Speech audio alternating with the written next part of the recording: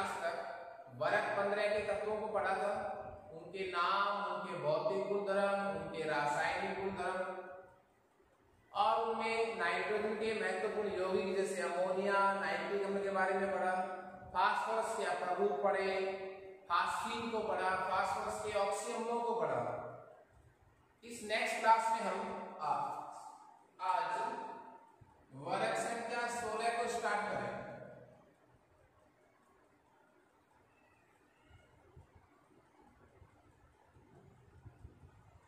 वर्ग संख्या 16 जिसको मैं ऑक्सीजन परिवार भी कह सकता हूं।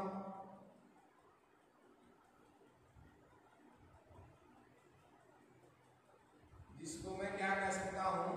ऑक्सीजन परिवार। देखिए ऑक्सीजन परिवार का मतलब क्या हुआ? जितने भी वर्ग हैं उन सभी वर्गों को उनके पहले तत्व के नाम के आधार पर परिवार की संख्या दी गई है। तो वर्ग 16 का पहला तत्व कौन सा है? ऑक्सीजन, इसलिए नाम क्या निकाल दिया? ऑक्सीजन परिवार। देखिए हमारा फर्स्ट टॉपिक इसमें क्या रहेगा? वर्ग 16 के तत्व। वर्ग 16 के तत्व नाम देखिए। सबसे पहले हम लिखेंगे Z, परमाणु क्रमांक, उस तत्व का प्रतीक, उस तत्व का नाम और उस तत्व के बाह्यतम कोश का विन्यास। ये सब बातें हम इसमें डिस्कस करेंगे। और तत्वों में जैसे हमने पढ़ा था कि परमाणु क्रमांक याद करते समय आपको सिर्फ अंतराल का याद रखना है, कितने का अंतराल रहेगा इसमें। तो ये हो जाएगा सबसे पहले ऑक्सीजन, नाम हो जाएगा इसका ऑक्सीजन। उसके बाद सल्फर, उसके बाद सेलेनियम,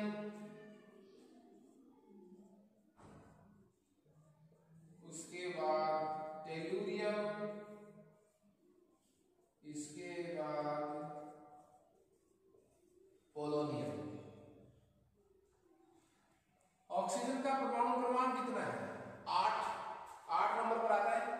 5 तत्व है इसलिए अंतराल कितने रखना है? देखिए 8 का अंतराल रहेगा तो सल्फर कितने पर आ जाएगा? 16 पर। फिर 18 का अंतराल तो सेलेनियम कितने पर आ जाएगा? 34 पर। फिर 18 का अंतराल तो टेलुरियम कितने पर आ जाएगा? 52 पर। और उसके बाद 32 का गैप तो पोलोनियम कितने पर आ जाएगा? 84। ये इनके परमाणु क्रमांक हो गए, तत्व का नाम हो गया और इनके प्रतीक हो गए। बाह्यतम कोश का विन्यास देखो मतलब क्या है? बाह्यतम कोश के विन्यास का मतलब क्या है कि वर्ग 16 के तत्वों के बाह्यतम कोश का विन्यास जो है, सामान्य विन्यास, वो NH2 NP4 होता है। इसका विन्यास क्या होता है बाह्यतम कोश का? NH2 NP4। तो किसकी वैल्यू चेंज होगी? N की। S में 2 इलेक्ट्रॉन रहेंगे कंफर्म, P में कितने इलेक्ट्रॉन रहेंगे? 4। ओके, तो आप एक बार ऑक्सीजन का विन्यास देखिए। जैसे मैं ऑक्सीजन का विन्यास लिख रहा हूं अच्छी तरह, पूरा विन्यास कितने नंबर पर आता है? 8 पर। तो ये हो जाएगा 1s2 2s2 2p4।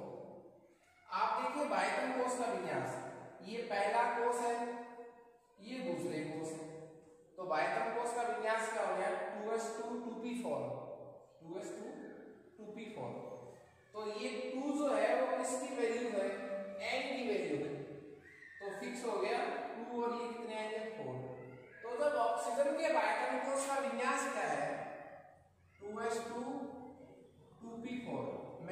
परमाणु आयतन कोश का विन्यास क्या लिखा है? NH2Np4, NH2Np4। ये मैंने सामान्य आयतन कोश का विन्यास लिख दिया। ओके, जब ऑक्सीजन के आयतन कोश का विन्यास 2s2 2p4 है, तो फिर सल्फर के आयतन कोश का विन्यास क्या होगा? n का मान बढ़ जाएगा कितना? 1, तो ये हो जाएगा 3s2 3p4। सेलेनियम में 4s2 4p4, 5s2 5p4, 6s2 6p4। ये इन सबके आयतन कोश के क्या हो गए? विन्यास। तो हमारा ये फर्स्ट टॉपिक था कि वर्ग 16 के तत्वों के प्रति परमाणु क्रमांक, उनके नाम और उनके आयतन कोश का विन्यास। इसी में हमारा टॉपिक है उपलब्धता, स्रोत, अवेलेबिलिटी, कितनी मात्रा में ये भूप्रकृति पर उपस्थित है। तो देखिए, ऑक्सीजन जो है वो फर्स्ट नंबर पर आता है भूप्रकृति पर। भूप्रकृति पर सर्वाधिक जो मात्रा है वो किसकी है? ऑक्सीजन की। भूप्रकृति का मतलब क्या हुआ? धरातल पर। धरातल पर ऑक्सीजन की मात्रा सर्वाधिक होती है और वो कितनी है? लगभग 46.6%। उसके बाद सिलिकॉन का नंबर आता है। ठीक है, यदि हम वायु की बात करें, वायुमंडल की बात करें, तो ऑक्सीजन की प्रतिशत मात्रा लगभग 20.886 वगैरह, मतलब समथिंग लगभग मैं कितना परसेंट मानूं? 21%। तो वायुमंडल में यह सर्वाधिक मामले में सेकंड नंबर पर आती है और भूप्रकृति पर ऑक्सीजन आती है फर्स्ट नंबर पर। वायुमंडल में कितने नंबर पर आई है सर्वाधिक मामले में? सेकंड नंबर पर। सल्फर जो है वो सल्फेट यौगिकों के रूप में पाया जाता है। सल्फर किस रूप में पाया जाता है? सल्फेट यौगिकों के रूप में। जो सल्फर है वो सामान्यतः किस यौगिकों के रूप में पाया जाता है? सल्फेट यौगिकों के रूप में पाया जाता है, जैसे gypsum, epsom, zinc plate, PDS, जिसको मैं क्या कह सकता हूं? Galena, zinc sulphide, epsom, MgSO4.7H2, gypsum, calcium sulphate .2H2। तो जो सल्फर है वो सामान्यतया सल्फेट यौगिकों के रूप में पाया जाता है। तो मेरे कहने का मतलब ये हुआ। और जो ये पोलोनियम है, जो कौन है? पोलोनियम, ये रेडियोधर्मी तत्व है। कैसा तत्व है ये? रेडियोधर्मी। तो ज्यादातर वर्ग 16 में कौन से तत्व भूप्रकृति पर पाए जाते हैं? ऑक्सीजन के और किसके? सल्फर। ओके, उसके जस्ट बाद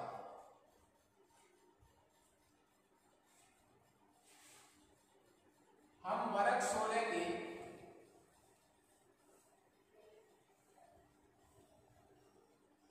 भौतिक अवस्था के बारे में, उनकी धात्विक प्रकृति के बारे में डिस्कस करेंगे।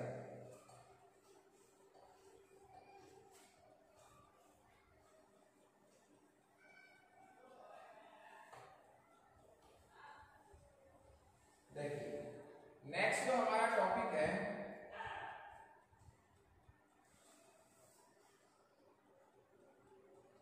वो है कि भौतिक गुणधर्म। वर्ग 16 के तत्वों के क्या है?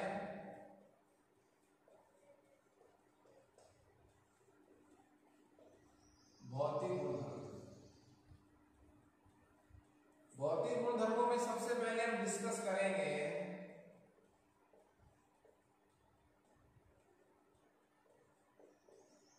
परमाणु आकार, एटॉमिक साइज। देखिए, हमने सामान्यतः पढ़ा था, वर्ग में ऊपर से नीचे जाने पर, वर्ग में ऊपर से नीचे जाने पर, जैसे ऑक्सीजन से सल्फर जाने पर, सल्फर से सेलेनियम जाने पर, सेलेनियम से टेल्यूरियम जाने पर और टेल्यूरियम से बोलो पोलोनियम तक जाने पर परमाणु आकार में वृद्धि होती है। क्यों होती है? क्योंकि वर्ग में जब हम ऊपर से नीचे जाते हैं तो इलेक्ट्रॉन की संख्या बढ़ती है, इलेक्ट्रॉन की संख्या बढ़ने से कोषों की संख्या बढ़ती है, कोषों की संख्या बढ़ेगी तो बाह्यतम कोष के इलेक्ट्रॉन की नाभिक से दूरी बढ़ेगी, और दूरी बढ़ेगी तो परमाणु की त्रिज्या बढ़ेगी, परमाणु की त्रिज्या बढ़ेगी तो परमाणु का आकार बढ़ेगा। तो मैं ये कह सकता हूं कि जब आप ऑक्सीजन से कहां चलेंगे, पोलोनियम तक, तो आकार में क्या होगी, आकार में क्या होगी, वृद्धि। उसका रीजन मैंने बता दिया है, वर्ग में ऊपर से नीचे जाने पर इलेक्ट्रॉन की संख्या बढ़ती है तो कोष की संख्या बढ़ती है, कोष की संख्या बढ़ेगी तो बाह्यतम कोष के इलेक्ट्रॉन की नाभिक से दूरी बढ़ेगी तो परमाणु की त्रिज्या का मान बढ़ेगा, इसलिए परमाणु आकार बढ़ेगा। तो मैं परमाणु आकार का क्रम लिख सकता हूं,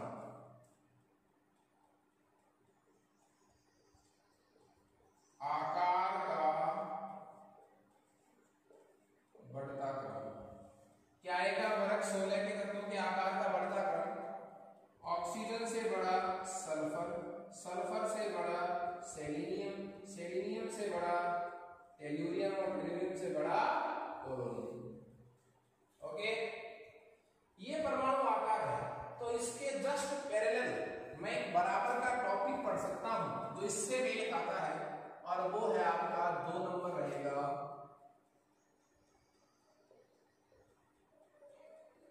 आयनन ऊर्जा। आयनन ऊर्जा, आयनन ऊर्जा की क्या परिभाषा होती है, किसी उदासीन गैसीय विलगित परमाणु के बाह्यतम कोष से इलेक्ट्रॉन निकालने के लिए आवश्यक ऊर्जा उस परमाणु की क्या कहलाती है, आयनन ऊर्जा। और आपने संबंध पढ़ा होगा कि आयनन ऊर्जा जो है व्युत्क्रमानुपाती होती है किसके, परमाणु आकार के। आयनन ऊर्जा जो है वो व्युत्क्रमानुपाती होती है किसके, परमाणु आकार के। ओके, ये जो संबंध मैंने लिखा है, इस संबंध से मैं आयनन ऊर्जा को समझा सकता हूं। चूंकि आकार कैसे बढ़ रहा है, ऑक्सीजन से बड़ा सल्फर, सल्फर से बड़ा सेलेनियम, सेलेनियम से बड़ा कौन है, टेल्यूरियम, टेल्यूरियम से बड़ा कौन है, पोलोनियम। तो सबसे बड़ा कौन हुआ, पोलोनियम। इसलिए इलेक्ट्रॉन निकालने के लिए आपको सबसे कम एनर्जी कहां लगानी पड़ेगी, पोलोनियम में। तो इसलिए आयनन ऊर्जा का घटता क्रम, आयन ऊर्जा का कैसा क्रम है, घटता क्रम। तो आयन ऊर्जा का जो घटता क्रम है वो आकार से जस्ट विपरीत हो जाएगा। आकार सबसे बड़ा किसका, पोलोनियम का, तो आयन ऊर्जा सबसे कम किसकी, पोलोनियम की। तो घटता क्रम में क्या हो जाएगा, सबसे ज्यादा आयन ऊर्जा किसकी, बोलिए, ऑक्सीजन, उससे कम सल्फर, उससे कम सेलेनियम, उससे कम टेल्यूरियम, सबसे कम पोलोनियम। तो क्रम क्या हो गया, आकार का जस्ट विपरीत। क्यों? क्योंकि आयनन ऊर्जा जो है इनवर्सली प्रोपोर्शनल होती है किसके, आयनन ऊर्जा इनवर्सली प्रोपोर्शनल होती है किसके, एटॉमिक साइज की। तो ये क्रम मैंने आपको किसका बताया, आयनन ऊर्जा का। यहां मैं आपको एक प्रश्न बता सकता हूं, एक प्रश्न निकल के आ रहा है कि देखिए आकार में छोटे कौन है, वर्ग 15 के तत्व का आकार बड़ा होता है वर्ग 16 के तत्वों का आकार। मेरे कहने का मतलब क्या हुआ, वर्ग 15 के तत्वों का आकार जो कि बड़ा होता है किससे, वर्ग 16 के तत्वों से। मतलब छोटे कौन होते हैं, वर्ग 16 वाले। जब वर्ग 16 के तत्व छोटे हैं तो आयनन ऊर्जा का मान अधिक किसका होना चाहिए, वर्ग 16 का। लेकिन विपरीत प्रश्न क्या है कि वर्ग 16 के तत्व बावजूद आयनन ऊर्जा का मान किसका अधिक होता है? वर्ग 15। इसका ये नियम तो फेल हो गया। उसका रीजन क्या देखते हैं? वर्ग 15 के तत्वों के बाह्य कंपोज का विन्यास देखिए आप, NH2 NP3। वर्ग 16 के तत्वों के बाह्य कंपोज का विन्यास क्या होता है? NH2 NP4। ये दो ही तो विन्यास है। आप देखिए ये कैसा विन्यास है? ये विन्यास है अर्धपूरित स्थायी विन्यास।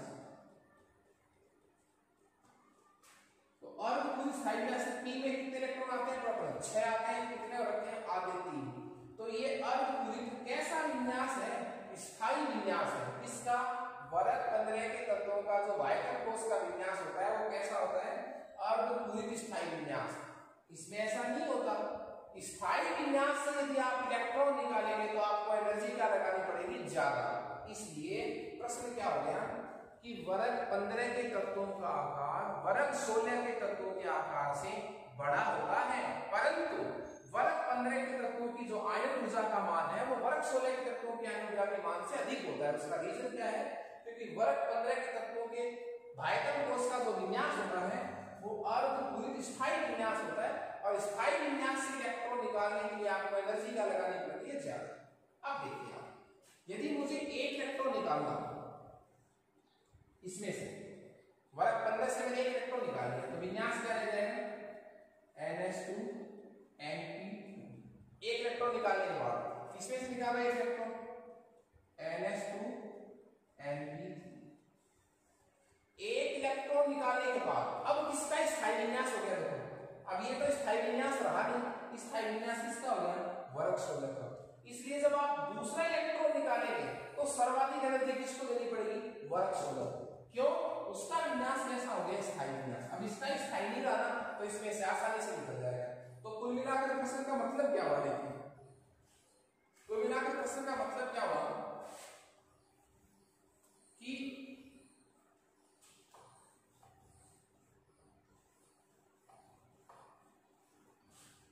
मतलब ये हुआ कि एक तो जैसे मान लीजिए प्रथम आयनन ऊर्जा और एक हो जाएगा आपके पास द्वितीय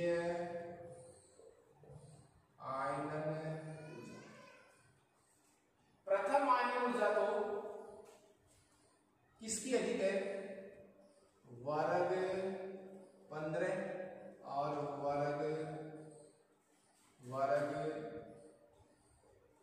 16। तो प्रथम आयनन ऊर्जा का मान तो वर्ग 15 के लिए क्या होता है? अधिक। वर्ग 16 के लिए क्या होता है? कम। पहला इलेक्ट्रॉन निकालना होगा ना तो ज्यादा एनर्जी किसको चाहिए? वर्ग 15 को। इसको कम चाहिए। क्यों? क्योंकि विन्यास क्या रहता है? NH2 NP3। इसका विन्यास क्या रहता है? NH2 NP4। तो पहला इलेक्ट्रॉन निकालने की एनर्जी किसको क्या देनी पड़ती है? वर्ग 15। अब एक इलेक्ट्रॉन आपने निकाल लिया। निकालने के बाद क्या विन्यास रहेगा? देखो ये हो गया NH2 NP2 और ये रहेगा NH2 NP3।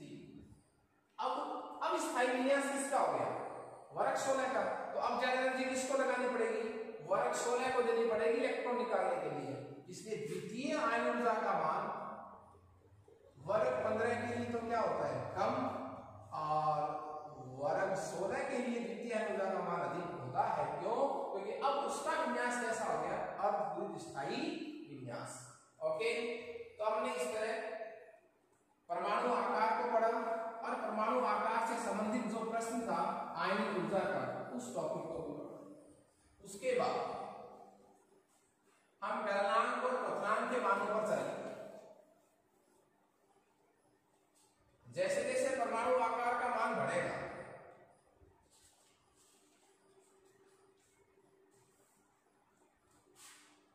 थर्ड नंबर चलेंगे हम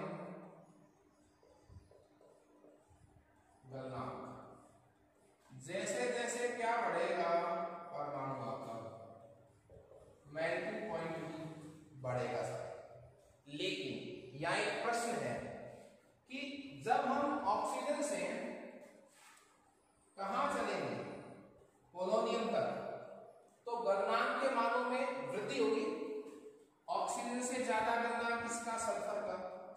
से ज्यादा सेलेनियम का, सेलेनियम से ज्यादा टेल्यूरियम का, टेल्यूरियम से ज्यादा पोलोनियम का। ये किसका क्रम हो गया? वर्ग 16 के तत्वों के गलनांक का कैसा क्रम हो गया? बढ़ता क्रम। ठीक, ये गलनांक क्या क्या हो गया? बढ़ता क्रम। क्यों? क्योंकि जैसे जैसे परमाणु आकार बढ़ेगा वैसे वैसे गलनांक बढ़ेगा। ओके, लेकिन जब मैं इनकी विद्युतीयता को डिस्कस करूंगा, इसको डिस्कस करूंगा इलेक्ट्रोनेगेटिविटी को, तो इलेक्ट्रोनेगेटिविटी जो है वो भी इनवर्स प्रोपोर्शनल होती है साहब किसके? परमाणु आकार के। कहने का मेरा मतलब क्या हुआ? जैसे जैसे परमाणु आकार बढ़ेगा वैसे वैसे तत्वों की जो विद्युत ऋणता है वो क्या होती जाती है? कम। इसलिए चूंकि आकार का बढ़ता क्रम क्या था? ऑक्सीजन से बड़ा सल्फर, सल्फर से बड़ा सेलेनियम, सेलेनियम से बड़ा टेल्यूरियम, टेल्यूरियम से बड़ा पोलोनियम। इसलिए विद्युत ऋणता का यही क्रम क्या हो जाएगा? घटता। कैसे? ऑक्सीजन से कम विद्युत ऋणता किसकी? सल्फर की। सल्फर से कम विद्युत ऋणता किसकी? सेलेनियम की। सेलेनियम से कम विद्युत ऋणता किसकी? टेल्यूरियम की। सबसे कम विद्युत ऋणता किसकी? पोलोनियम। क्यों? क्योंकि परमाणु आकार बड़ा होता है तो विद्युत ऋणता का मान क्या होता है? कम। ओके, मैं आपको भौतिक अवस्था के बारे में थोड़ा सा बता दूं। नंबर 5 जो मैं डिस्कस कर रहा हूं वो कर रहा हूं वर्ग 16 के तत्वों की कैसी अवस्था? भौतिक अवस्था। देखिए, ऑक्सीजन, सल्फर, सेलेनियम, टेल्यूरियम और पोलोनियम। ऑक्सीजन और सल्फर तो क्या है? नॉन मेटल, मतलब अधातु। सेलेनियम और टेल्यूरियम क्या है? मेटलॉइड, मतलब उपधातु। और पोलोनियम क्या है? बोलिए, धातु। ये बहुत अच्छा प्रश्न है कि आपको इनकी फेज जो है वो ध्यान में होनी चाहिए। पोलोनियम जो है वो आती है रेडियोधर्मी तत्व। इसमें आती है रेडियोधर्मी तत्व। सभी तत्व जो है वो अपरूपता प्रदर्शित करते हैं। सभी तत्व क्या प्रदर्शित करते हैं? अपरूपता। ऑक्सीजन जो है वो एक ऐसा अणु है, द्विपरमाणु अणु। कौन? ऑक्सीजन। ऑक्सीजन तो द्विपरमाणु अणु है, जबकि जितने भी शेष तत्व रह गए, शेष का मतलब वर्ग 16 के शेष तत्व, वो सभी क्या है? वो अष्ट परमाणु। अष्ट परमाणु सामान्यतया, ठीक है, जैसे सल्फर 8।